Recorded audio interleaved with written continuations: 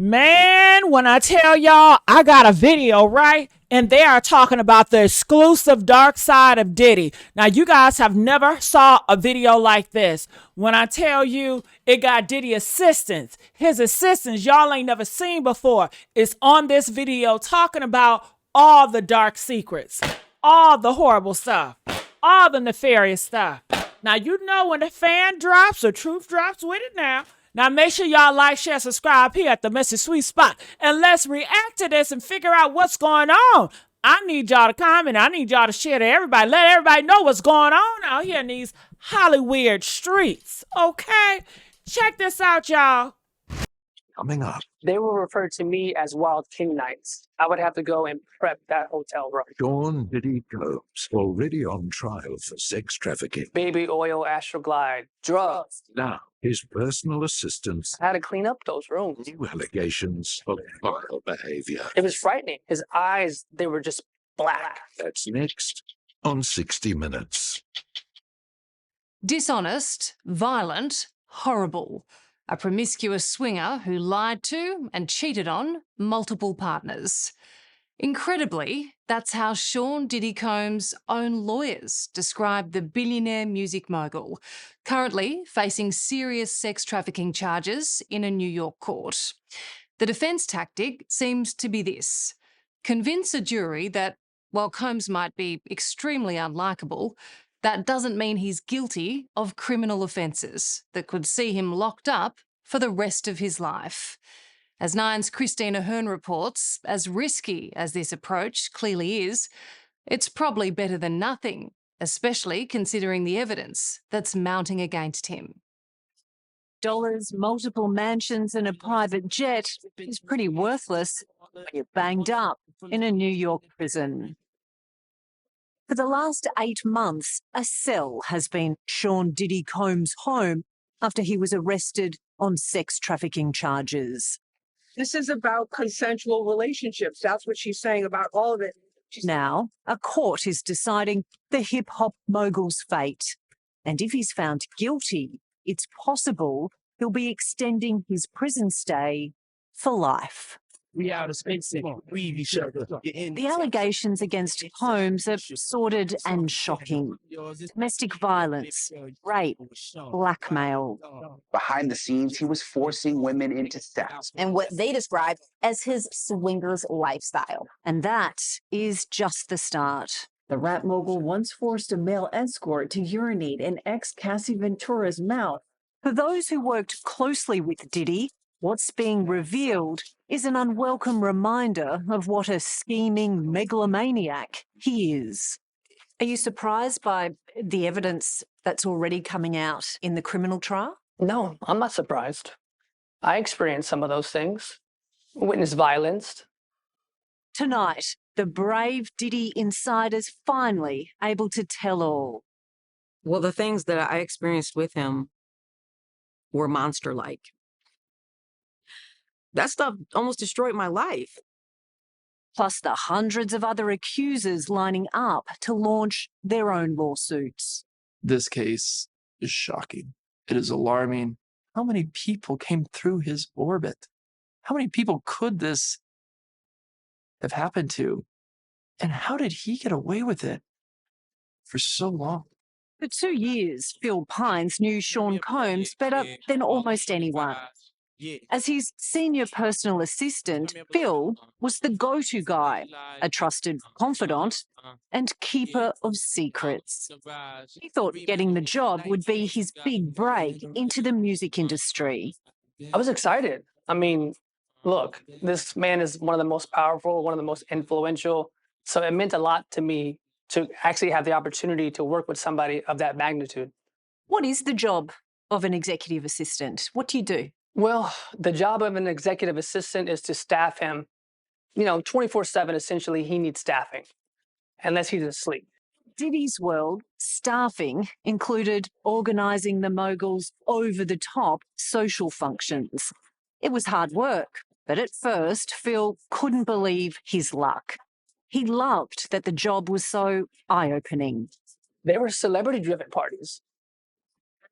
I happened to come in at a time where he was throwing his 50th birthday party, and they spent millions of dollars building this outside structure in his backyard in Los Angeles. I couldn't believe, like, wow, I'm a part of this now. Like, it was so, again, exquisite. It was this huge. But the gloss quickly wore off as his tasks became more sinister. Phil was not only ordered to source a constant supply of drugs for Diddy, he was then forced to carry them around the country. So we had a laundry list of items that needed to be with us at all times. You know, we'd have their marijuana joints on us. We would have the mushrooms on us. We had a kind of a Diddy pack is what they would call it. And we would keep a satchel on us. And that's what we would have in that satchel. Always on call, Phil witnessed many things he now wishes he hadn't. He says he worked on the periphery of Diddy's now infamous sex parties known as freak-offs, although he knew them by another name. They were referred to me as Wild King Nights. And what a Wild King Night was when him and a guest would go to a hotel room or be at his home, his bedroom, and they would have intimate gatherings. I would have to go and prep that hotel room, which consisted of baby oil, Astroglide, candles, incense, liquor, lights, tons of toiletries, drugs. Phil wasn't in the room for the parties, but he didn't have to be. He knew exactly what went on behind closed doors because one of his jobs was deleting the very incriminating videos of the Wild King Nights from his boss's iPhones and iPads. I thought he was this clean businessman who rise to the top because he was such a powerful and, you know, smart, educated man. I had no idea that he had this other side to him.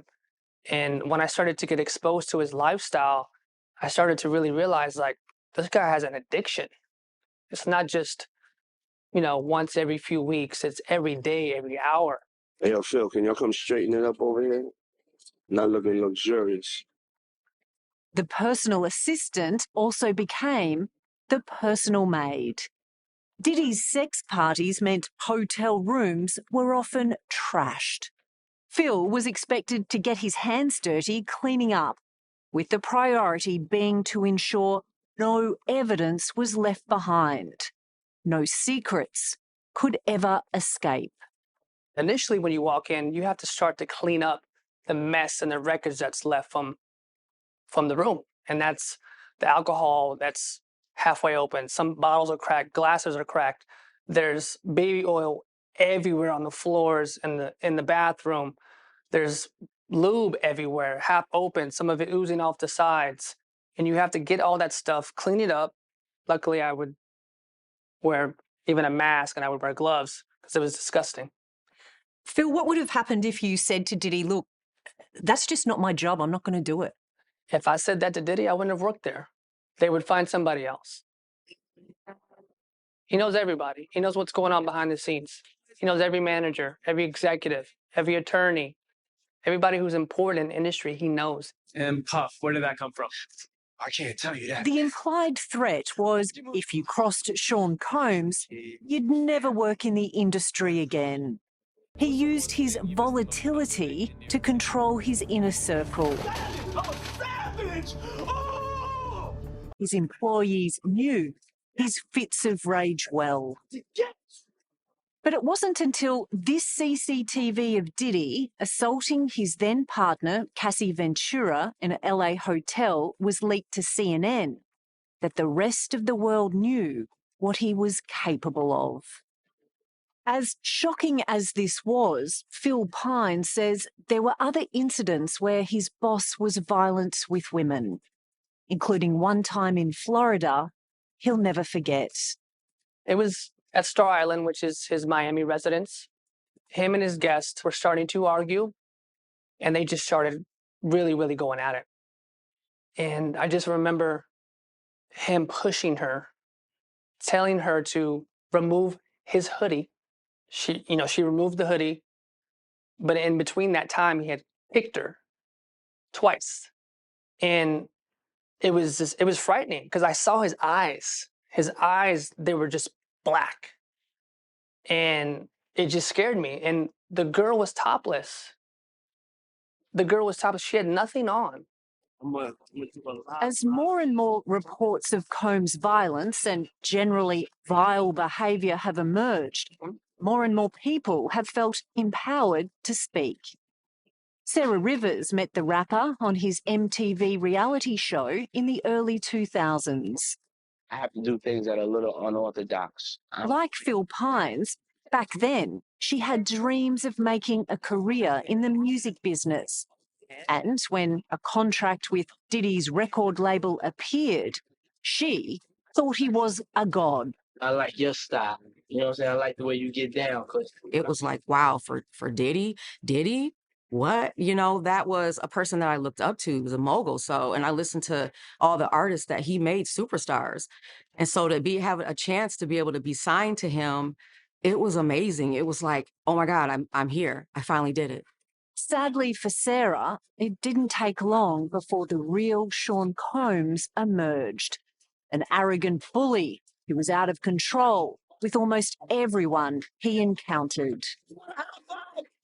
He told one of my band members, "You make me so mad that I want to eat your flesh." You know, he told one of them, you know, I can get a crackhead $20 to make him smack the out of you. So that's another reason why, like, how am I going to speak up? And that shaped me, my mind, to be like, oh, you ain't going to say nothing. Because if he can say stuff like that, what can he do for real? Coming up, the moment that changed Sarah's life forever. I didn't want to be alone with him, and that's the truth. Why was that? Because of what he did. The extraordinary effort to expose the extent of Sean Diddy Combs' behaviour, this call centre in Billings, Montana, has played a vital role. I'm not making comments about the case. While the disgraced music mogul, charged with sex trafficking offences, is on trial 3,000 kilometres away in New York, here the phones have been ringing off the hook. Ads on social media have prompted 15,000 calls from people detailing decades of alleged abuse by the rapper. Right? Allegedly, this man was doing this for a period of almost 30 years. What we have been told is he was brazen in his attempts to coerce people into these compromising sexual acts. Notwithstanding the outcome of the criminal trial, attorney Andrew Van Arsdale is launching civil action against Combs. We represent thousands of survivors of abuse.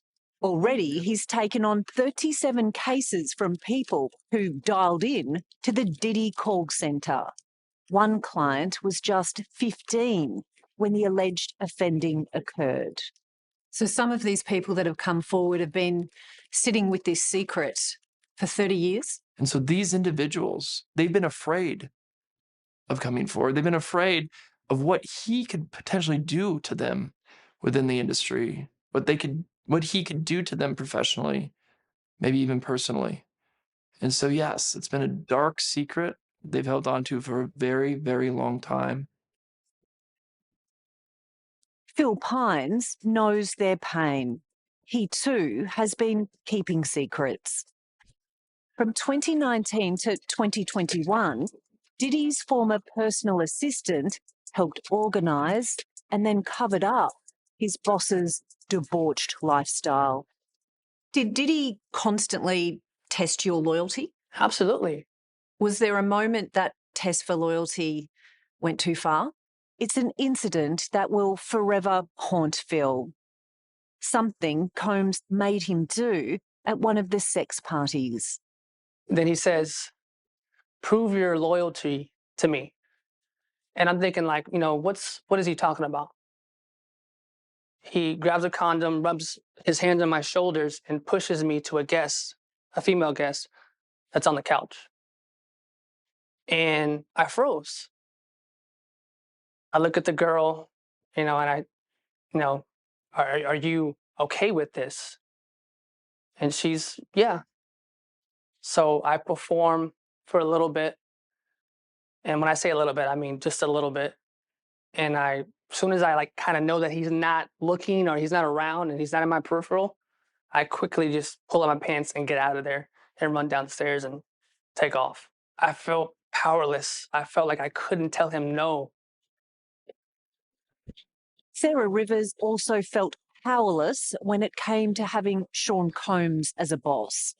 She was one of the stars of his MTV reality show, Making the Band. Something happens when you touch me. But says she had to endure inhumane working conditions.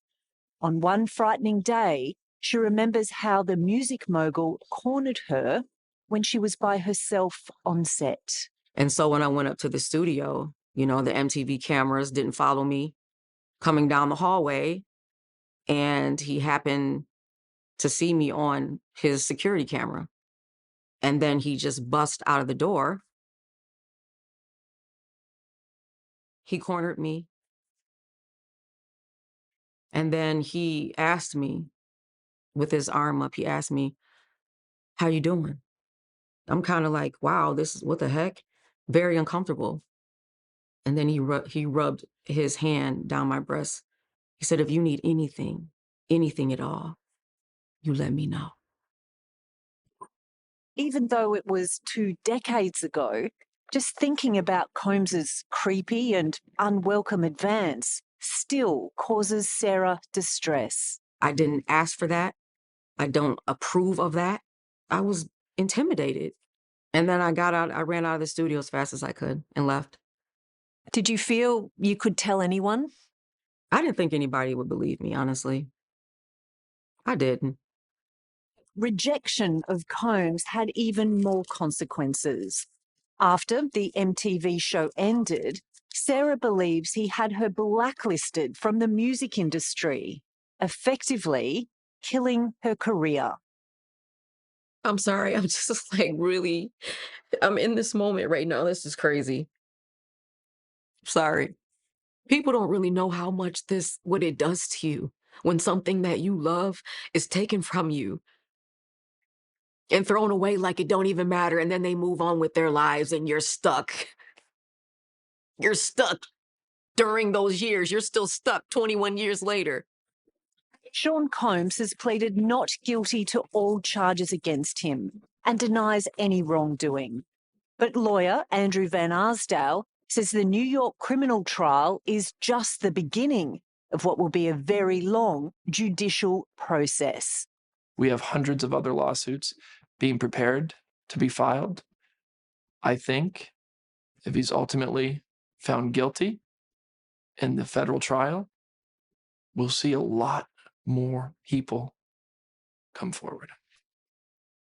If he could have his time over, Phil Pines probably never would have accepted the job as Diddy's assistant. The experience led him into a deep depression. It's only now his condition is starting to improve. But he's determined to do what he can to let other survivors of abuse know they're not alone. Support is always available. I'm getting out there and telling my story, telling my truth. There's power in it. This is like a whole huge therapy session for me because I've become so much stronger. But the first step is to come forward, talk to somebody about it, get help. Sean Diddy Combs, he's one of the most charismatic individuals you'll ever meet. But there's another side to him. It's a very, very dark side. And I had to experience that for 2 years. And I'm hoping that no one else moving forward has to experience what I've experienced. What does justice look like? Jail time. Everyone has their day.